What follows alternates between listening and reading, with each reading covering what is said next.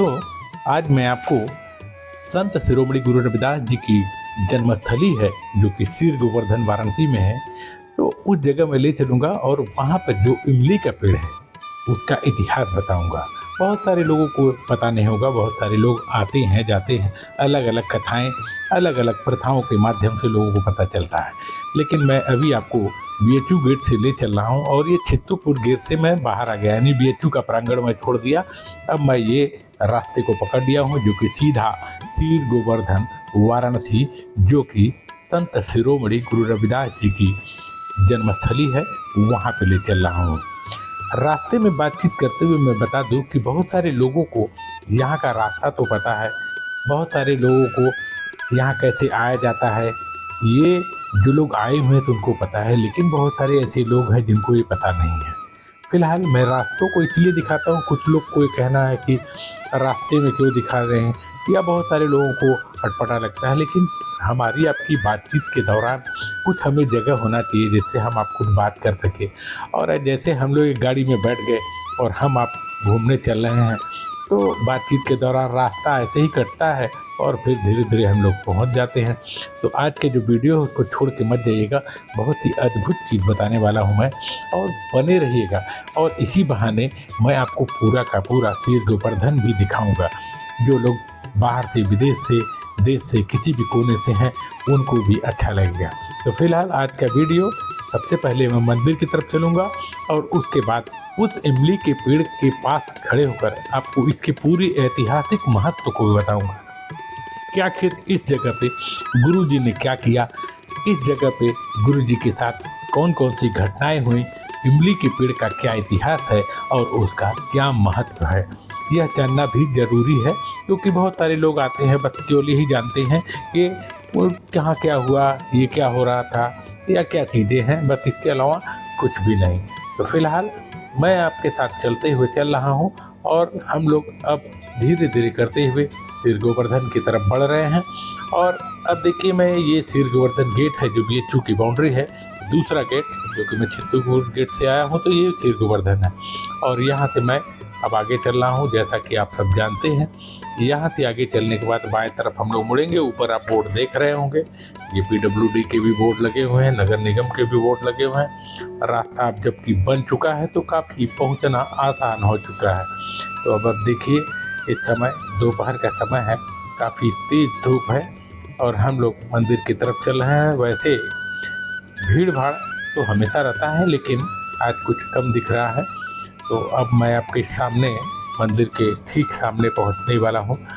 आज का जो विषय है वो मैं बताने जा रहा था कि उस इमली के पेड़ पर संत शिरोमणि गुरु रविदास जी ने क्या किया, आखिर उसका क्या ऐतिहासिक महत्व है, उसके पीछे की क्या भ्रांतियाँ, क्या कथाएं हैं, वो ज़रूर आपको बताऊंगा। देखिए, मंदिर के सामने मैं आ गया, आप लोग इस मंदिर का दर्शन करिए। और मंदिर पर अगर आप आए हैं तो आपको इस दृश्य को देखकर अच्छा लगेगा, क्योंकि मंदिर के सामने आना ही एक अद्भुत अनुभूति होती है। और इस जगह पे, क्योंकि यह देव स्थल है जहाँ पे देवताओं का वास हो, जहाँ पे गुरुदेव आपके हमारे रहते हों, तो वहाँ निश्चित रूप से वाइब्रेशन कुछ अलग सा होता है। यहाँ पर आते ही जैसे ही कोई आदमी उस स्थान पर पहुँचता है तो उसके अंदर का, उसके हृदय का और यहाँ का जो माहौल होता है उसके साथ ही परिवर्तित हो जाता है। तो ये सामने आप देख रहे हैं संत शिरोमणि गुरु रविदास जी की जन्मस्थली है। दर्शन करने के लिए जो उनकी अनुयायी हैं वो लगातार आ रहे हैं, आप देख सकते हैं। अभी कोई गाड़ी आ रही है, कोई उधर से गाड़ी आ रही है, लोग रुक रहे हैं, अंदर जा रहे हैं। फिलहाल हम लोग अब आगे चलते हैं और गाड़ी मैं वहीं खड़ा कर देता हूं जहां पे वो इमली का पेड़ है, जिसके पर्पस से आज मैं आपको यहां पे ले आया हूं। वीडियो को कोई भी फॉरवर्ड मत करिएगा, सामने देखिए इमली का पेड़ है और मैं अब आपके सामने आ गया हूं। सबसे पहले तो यह वह स्थान है जहाँ पे संत शिरोमणि गुरु रविदास जी बैठा करते थे और यहीं से वो लोगों को अपने जो सत्संग है उसको किया करते थे। इस पेड़ के ठीक पीछे भी इसकी ऐतिहासिक महत्व की चीज़ लिखी हुई है। इस पर वो लिखा हुआ है कि यही वो स्थान है जहाँ संत शिरोमणि गुरु रविदास जी यहाँ पे सत्संग किया करते थे। फिलहाल जो मैं आज आपको बताने जा रहा हूँ कि गुरुदेव तो यहाँ पे बैठते थे, लोगों से मिलते थे। ये वही स्थान है जहाँ पे दुनिया भर के राजा महाराजा आकर गुरुदेव के चरणों में गिर पड़ते थे, उनसे ज्ञान प्राप्त करते थे। उसके अलावा भी ढेर सारे साधु संत भी उनसे मिलने आया करते थे। देखिए, यही इमली का ऐतिहासिक पेड़ है जहाँ संत रविदास जी बैठकर सत्संग किया करते थे। ये साफ लिखा हुआ है। फिलहाल जो मैं आपको बताने जा रहा हूँ वो यह है कि एक घटना इसके पीछे जो और है वो मैं आज आपको बताने जा रहा हूँ।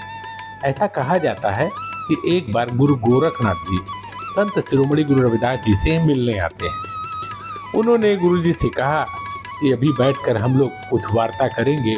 फिलहाल हमारे साथ ढेर सारे ये जो हमारे शिष्य हैं वो लोग भी आए हुए हैं, तो हम लोग अभी फ़िलहाल जा रहे हैं गंगा जी स्नान करने, और वहाँ से लौटते हैं तो कोई एक बढ़िया सा जगह आप बना दीजिए, छायादार हो जाए, जिससे हम लोग बैठकर कुछ सत्संग कर लेंगे, कुछ ज्ञान की बातें कर लेंगे। उसी को लेकर वो उसके बाद चले जाते हैं।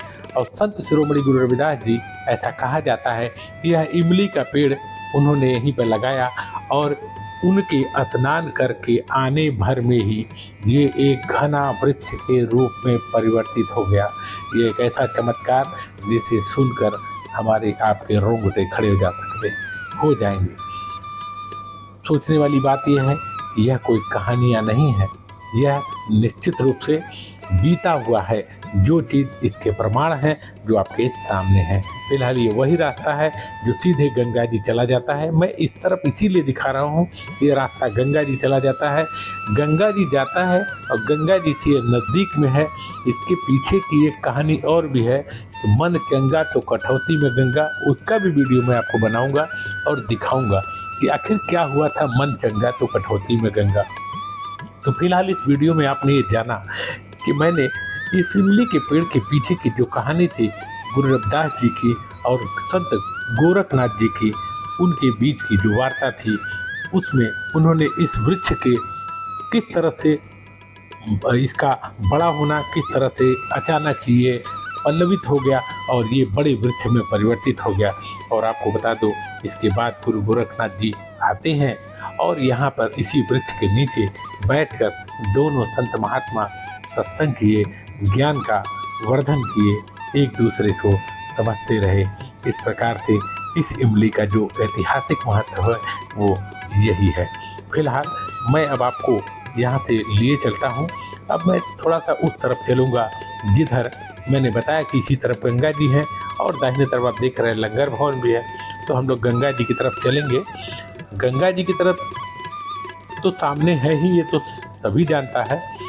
और मैं आपको ले चलूँगा उस स्थान पे जहाँ पे गुरु रविदास जी की कांस्य प्रतिमा है।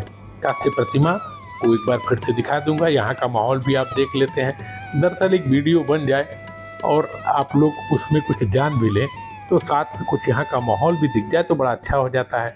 इसी बहाने 10 मिनट का समय गुरु जी के श्री चरणों में सबका पड़ जाता है और सबको पुण्य की प्राप्ति हो जाती है। क्योंकि बहुत सारे लोग पंजाब से, देश विदेश के कोने कोने से, चाहे वो America, Europe, Canada, Dubai, Greece, जो भी देशों के नाम मुझे याद आ रहे हैं, तो लोग मुझे लिखते रहते हैं।